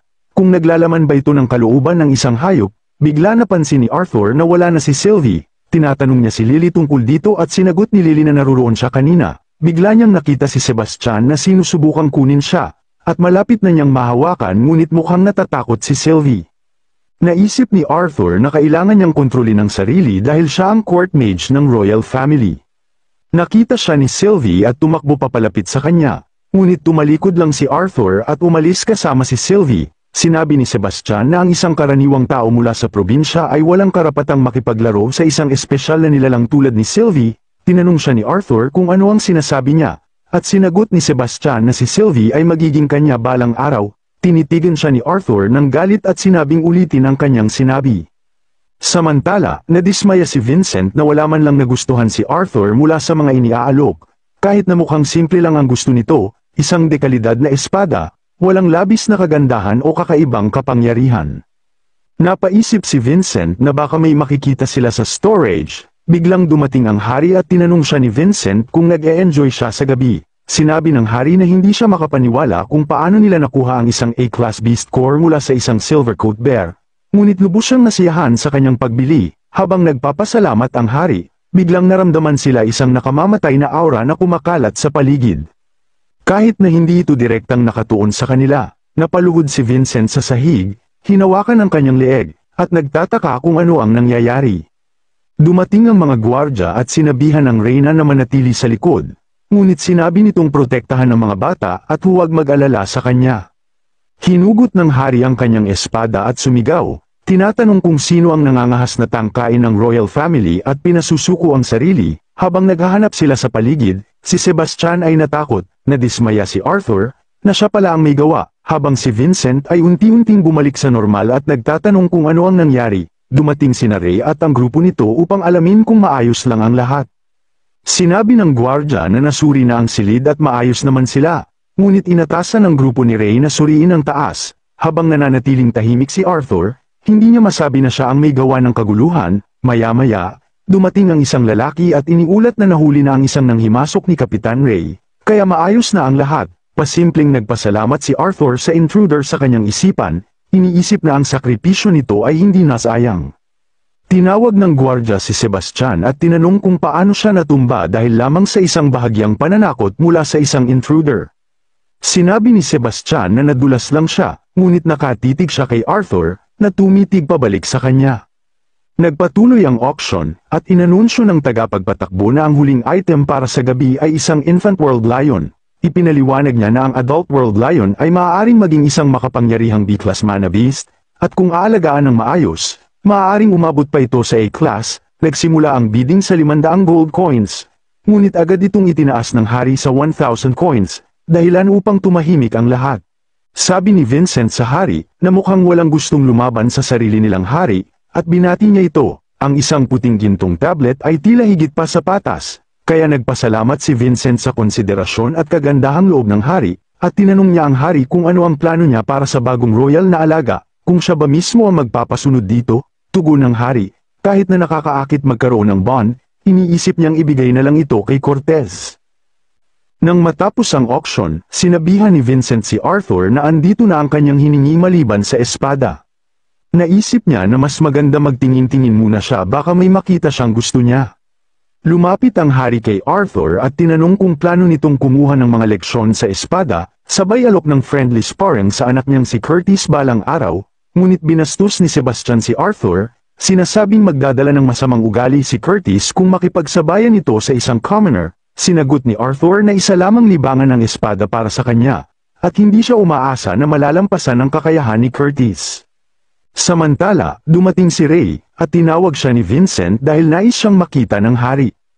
Yumuko si Ray bilang paggalang, at sinabi ng hari na narinig niyang siya ang nakahuli sa nanghimasok kanina. Pinuri siya ng hari, sa kanyang nagawa. Tumayo si Ray at sinabing ginagawa lamang niya ang kanyang tungkulin. Tinanong ng hari kung anak niya ang batang kasama niya. Tumugon si Ray ng oo. Tinanong niya ang hari kung may problema ba, at ipinakilala niya si Sebastian. na matagal nang naglilingkod bilang royal guard ng kanilang pamilya. Sinabi ng hari na si Sebastian ay maraming beses nang tumulong sa kanilang pamilya, kaya nararapat lamang siyang bigyan ng gantimpala. Binanggit ni Sebastian sa hari na gusto niya ang alaga ni Arthur, kaya inutos ng hari na ibigay si Sylvie bilang isang serbisyo sa kanya sa kaharian. Nagulat si Ray sa utos na ito at tumingin kay Arthur, na nagulat din. Tinanong niya ang hari kung ano ang ibig niyang sabihin. Ipinaliwanag ng hari na handa siyang bayaran ito ng maayos at pangalagaan ng kontrata. Tumanggi si Ray, sinabing si Sylvie ay pag-aari ng kanyang anak, kaya't wala siyang karapatan na ipagpalit ito, dahil dito nagtinginan ang hari at si Arthur. Habang nagalit si Sebastian at senite si Ray, sinabing hindi dapat siyang tumanggi sa hari. Ngunit pinigilan siya ng hari, kaya nang tanungin ng hari si Arthur tungkol sa kanyang alok at pinipili pa siya. Sa isip ni Arthur, pinakalma ang kanyang sarili dahil siya pa rin ang hari ng Saipan, kaya tumanggi siya ng magalang, sinasabi na hindi kayang palitan kahit anong gantimpala ang kanyang alaga na si Sylvie. Nagalit ulit si Sebastian at pinigilan siya ng hari. Dahil dito lalong uminit ang usapan nang ipilit ng hari ang kanyang hiling. Sa kabila ng paulit-ulit na pagtanggi ni Arthur, kaya naubos ang pasensya ng hari at sinabi kay Arthur sa huling pagkakataon na ibigay niya ang kanyang bond. Humingi ng pahintulot si Arthur na magtanong sa hari kung magkano ang handa niyang ibenta ang kanyang mga anak. Dugtong pa ni Arthur na tinanong niya sa kanya ng 3 beses, at 3 beses rin siya na tinanggihan, ngunit tila ang pride ng hari ay hindi pumapayag na tanggapin ang kanyang pagtanggi. Mukhang hindi niya nauunawaan ang bigat ng hinihingi niya sa kanya, kaya umaasa siya na ang kanyang tanong ang magpapalinaw nito. Magkano ang kailangan niya kapalit ng kanyang anak na lalaki o babae? Tanong niya sa hari. Nagulat ang lahat sa mga sinabi ni Arthur sa hari. Inutusan ni Sebastian ang gwardya na atakihin si Arthur, ngunit nagawa lamang ni Arthur na iwasan ang mga atake ng gwardya. Dahil dito, nakahanap si Arthur ng pagkakataon na umatake, at nagawa niyang mapuruhan ang gwardya sa baba. Dahil dito, sinubukan ni Sebastian umatake gamit ang kanyang tungkod na may mahika. Ikinagulat ng lahat ang nangyari, na parang tumigil ang oras. Ngunit maging si Sebastian ay nagulat nang hindi gumana ang kanyang kapangyarihan. Sinabi sa kanya ni Arthur na hindi gagana ang mga spell na nangangailangan ng ambient mana upang gumana ang mga ito. Tinakat siya ni Sebastian na wala siyang laban sa isang conjurer ng royal family, ngunit bago pa siya makatapos magsalita, biglang mabilis na dumating si Arthur sa kanyang harapan at binali ang kanyang binti. Napasigaw si Sebastian sa sakit. Humihingi ng tulong, sinabi ni Arthur na walang makakarinig sa kanya at mas mabuti pang makinig siya habang kaya pa niya. Habang umiiyak sa sakit, sinabi ni Sebastian na hindi niya pwedeng gawin ito dahil siya ang personal conjurer ng hari. Sinang-ayunan naman ito ni Arthur ngunit sabay binyantaan si Sebastian na alamin ang kanyang lugar. Pagkatapos, sinuntok niya ang isa pang gwardya habang ang hari ay nagulat na nakatingin sa kanya. Nagtataka kung paano nagawa ng karaniwang bata ang ganoon. Naisip ng hari kung natapilok ba ang kanyang gwardya sa sariling paa o kung ano. Nagulat ang hari at nagtaka kung paano napunta si Arthur roon. Si Lily ay nagulat nang makita ang nasugatang binti ni Sebastian at napaiyak sa takot. Ang iba pang naroon ay nagulat din sa nakita. Ang binti ni Sebastian ay nabali, umiiyak siya sa sakit at humihingi ng tulong. Ang hari ay nagulat din sa kalagayan ni Sebastian. Tumawag ng mga gwardya ang reyna, tinanong kung ano ang ginagawa nila, at inutusan silang suriin ang kalagayan nito. Samantala, si Arthur ay nakahandusay din at walang malay. Sinuri ni Ray ang kanyang kalagayan at napansin niyang humihinga pa ito. Binuhat niya ito, at ginamit ni Alice ang kanyang kapangyarihan sa pagpapagaling para tulungan siya. Umiiyak si Alice habang ginagawa ito, at ang pamilya Helstia ay tahimik lang na nanunood. Ilang sandali ang lumipas, nagkamalay si Arthur sa kanyang silid. Ramdam niya ang matinding sakit sa kanyang ulo at nagtataka kung paano siya nakabalik sa kanyang kwarto. Ang huling bagay na naalala niya ay ginamit niya ang static void. Nagsisi siya na muli niyang inabuso ang sarili, at nagpapasalamat siya kay Sylvia dahil sa tulong nito nagamit niya ang static void. Dati niyang na-unlock ang acquire phases ng kapangyarihan ng Dragon Will nito, na nagbigay sa kanya ng kakayahang humiwalay pansamantala sa agos ng oras, isang napakahalagang kakayahan na tanging siya lamang ang may kakayahang gamitin bilang isang legacy tamer. Gayunpaman, may kapalit ito, sa kabila ng mga taong ginugol niya sa pagsasanay, kaya lamang niya itong gamitin sa loob ng ilang segundo nang hindi nararanasan ang matinding epekto. Iniisip niya na sumobra siya sa limitasyon niya at iyon ang unang pagkakataon na ginamit niya ang static void sa ibang tao. Palagay niya ay sinuwerte siya na natapos ito sa simpleng pagkawala ng malay, samantala, pumasok si Alice sa kanyang silid kasama si Sylvie, at napansin nilang gising na siya. Niyakap siya ni Alice at sinabi ng doktor na malamang nawalan siya ng malay dahil sa matinding pagkagulat, at magigising din siya sa lalong madaling panahon. Ngunit iniisip ni Arthur na ang salitang, sa lalong madaling panahon, ng doktor ay medyo malayo sa katotohanan, halos 8 oras siyang nawala ng malay. Nagsisisi siya na muli niyang pinangamba si Alice, tinanong siya ni Alice kung may mali dahil mukhang nasasaktan siya. Tinanong niya ito kung ano ang nangyari pagkatapos niyang mawala ng malay. Sinabi ni Alice na walang nasa tamang estado ng isip, lalo na ang mga bata, kaya umalis muna ang hari at ang kanyang pamilya. Ang kanyang ama ay nasa sala sa ibaba kasama ang kinatawan ng hari, na tinatalakay ang nangyari. Tumayo siya at sinabing pupunta siya sa ibaba upang tignan ang lagay ng kanyang ama. Sinabi ni Alice na pupuntahan niya si Ellie at sasamahan ito matulog para sigurado.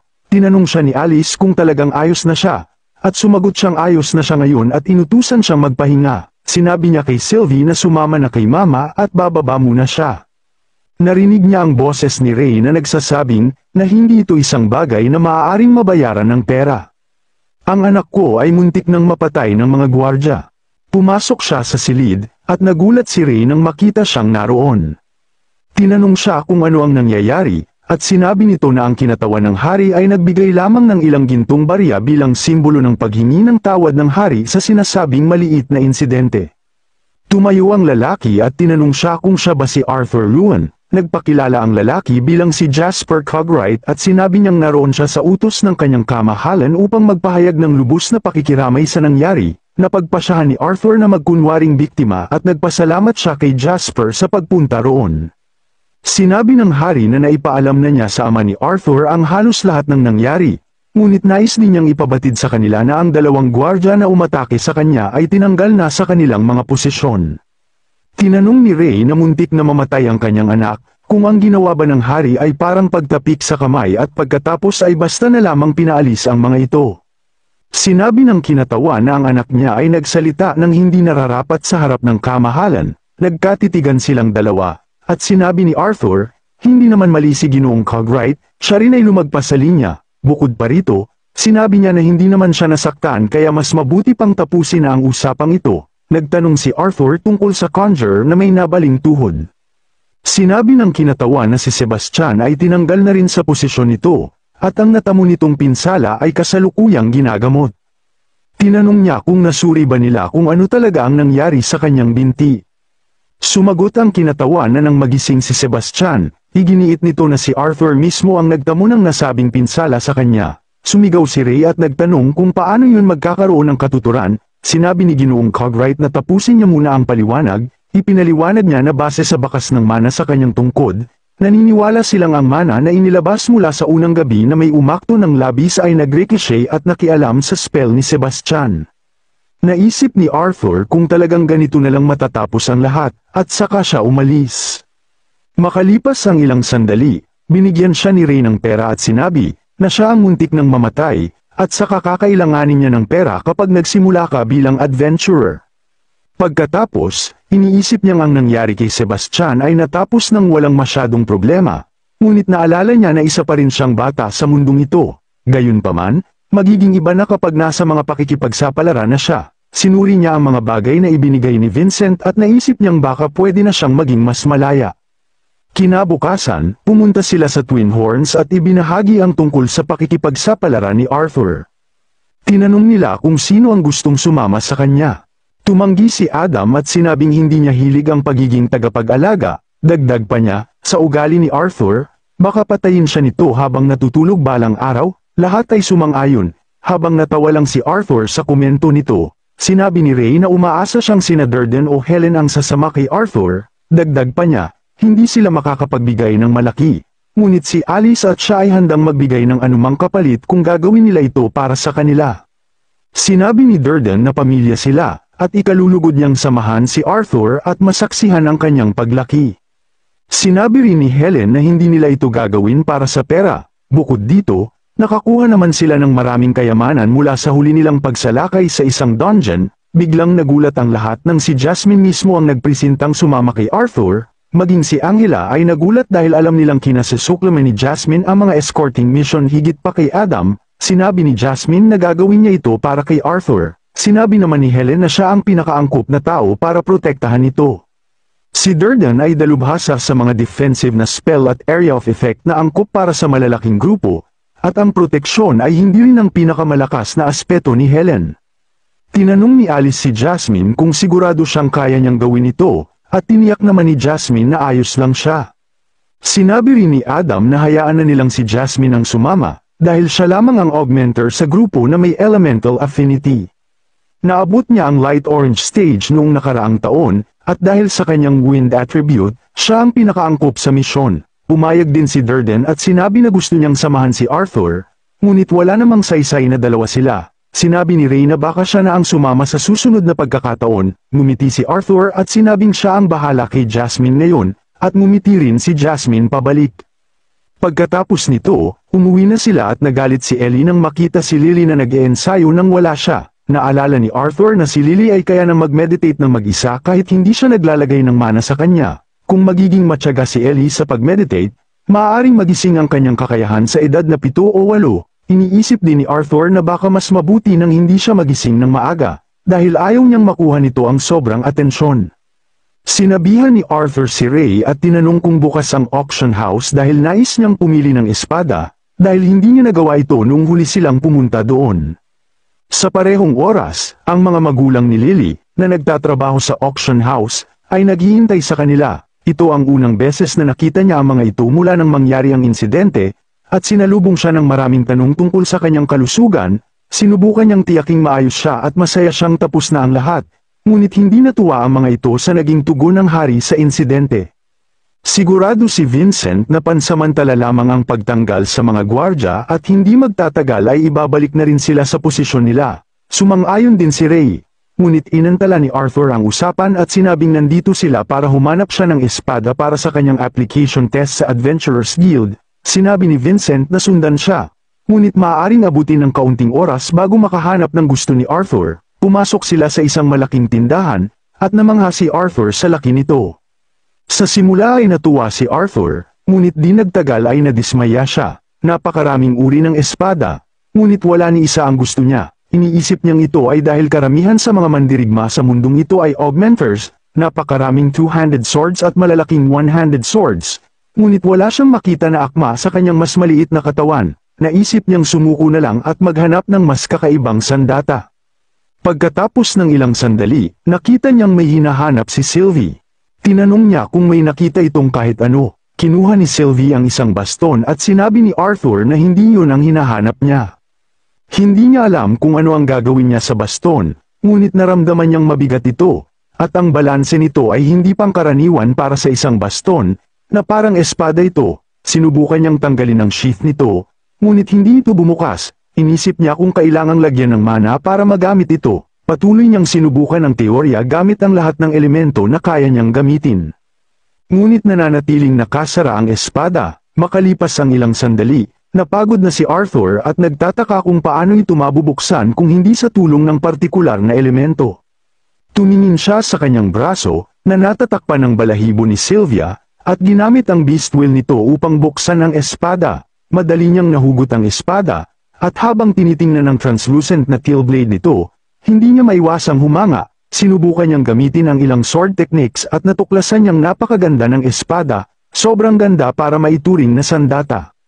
Gayunpaman, masyadong mabigat ang espada at sheath para magamit niya ng maayos sa ngayon. Bigla siyang may naisip at ginamit ang espada upang hatiin ang drum na nasa harap niya. May mga letrang lumitaw, na nagsasabing ang espada ay pagmamayari ng Don. Biglang nasunog ang kanyang kamay, kaya nahulog ang espada. Lumapit si Sylvie at tinanong kung ayos lang siya. Sinabi niyang maayos lang siya, ngunit nagtataka rin siya kung ano ang nangyari sa espada. Muli niyang pinulot ang espada, at sa pagkakataong ito, nagbago ang bigat at balanse nito. Sinubukan niya ulit ang kanyang mga sword techniques, at napansin niyang ang hawakan at haba ng espada ay bahagyang pinaikli upang mas angkop sa kanyang katawan. Sa wakas, hawak niya ang isang espada na perpektong tumutugma sa kanya. Mabilis niyang ginamit ang espada upang hatiin ang drum sa dalawang bahagi, at napansin niyang malinis ang hiwa, gustong-gusto niya ang espada. Habang bihira, may mga ulat na ang mga Master Artificers ay nakalilikha ng mga staff at wand na kayang mag-bond sa isang partikular na gumagamit. Ang mga sandatang ito ay nagkakalibrate ng sarili, pinapabuti ang daloy ng mana sa pagitan ng sandata at master, ngunit wala pa siyang naririnig na kaso kung saan ang isang espada ay may kakayahang mag-bond sa isang gumagamit. Samantala, dumating sina Ray at Vincent sa tindahan at sinabihan siyang umalis dahil ginagabi na sila. Lumapit siya sa kanila at tinanong kung may nakita siyang nagustuhan. Sinabi niyang hindi ito kasing fancy ng ibang espada roon, ngunit lumalapit ito sa kanya matapos niyang gamitin sa ilang beses. Sinabi ni Vincent na ang espada ay in-auction sa isa sa maliliit na stall, ngunit walang bumili nito. Kinuha ni Ray ang espada at sinubukan ang ilang sword skills, at tinanong siya ni Vincent kung gusto niya ito.